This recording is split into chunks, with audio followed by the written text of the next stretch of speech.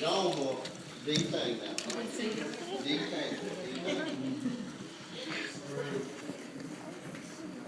Good morning. Good morning. Today I'm going to be reading the parable sons or the lost sons. I'm going to start with an opening prayer. Dear Lord, thank you for this day. Thank you for all the people that have came to church today and serving the Lord. Amen. Amen. Yeah. Jesus continued, there was a man who had 2 sons.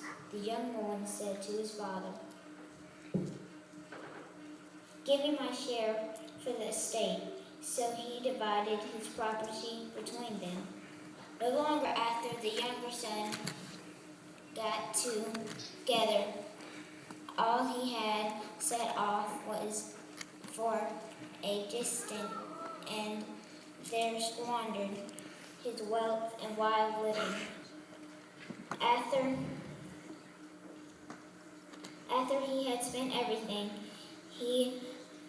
there was a severe famine in the whole country, and he had begun to be in need.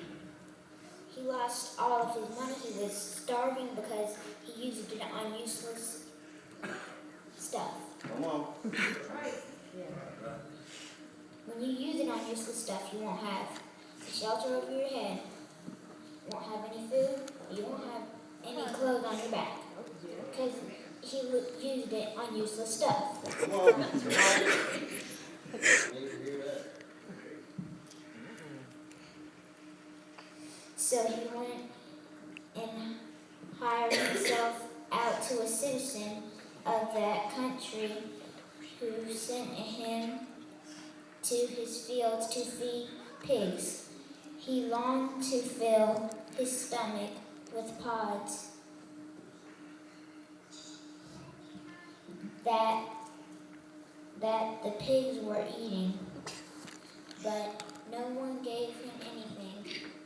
When he came to his sense, he said, "How many of my father's hired men have food to spare, and here I am starving to death. I will set out and go back to my father and say to him, 'Father, I have sinned against heaven and you.'" So he prayed that day, so Jesus would forgive him and his father would forgive him. Come on.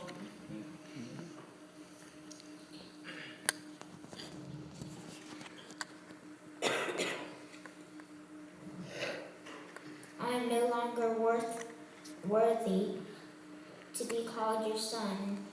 Make me like one of your hired men. So he got up and went to his father.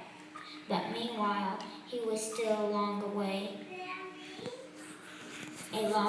off. His father saw him filled with compassion for him. He ran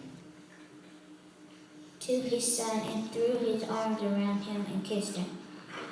The son said to him, "Father, I have sinned against heaven and against you. I am no longer worthy to be called your son." But the father said, "Quick, servants, bring me the best robe and put it on him. Put a ring on him, on his fingers, and sandals on his feet. Bring the fattened calf and kill it. Let's have a feast and celebrate for this son of mine was dead and is alive again. He's alive again because he prayed to God that he would be a better person." Yeah. Amen. So they began to celebrate. Meanwhile, the older son was in the fields. When he came near the house, he heard music and dancing and asked him what was going on. "Your brother has come," he replied, and your father has killed the fattened calf. He said because he has said he has him back safe and sound.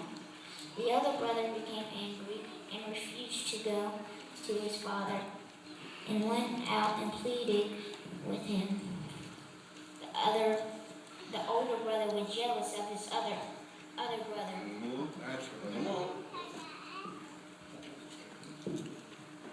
He had them safe and sound. The older brother went out.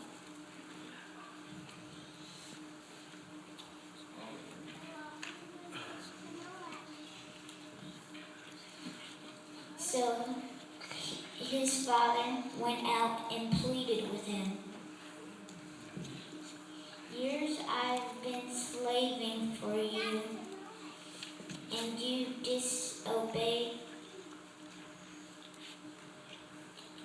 I've been slaving for you and never disobeyed your orders, yet you never gave me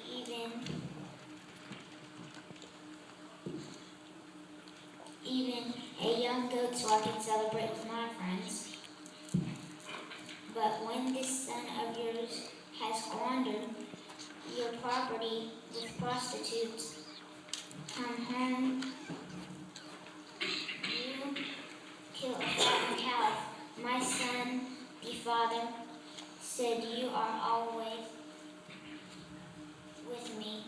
Everything I have is yours, but we had to celebrate, and celebrate and be glad, because this brother of yours is dead and alive again, and he was lost and found. The moral of the story is, if you are lost, then you need to find Jesus, and he's here.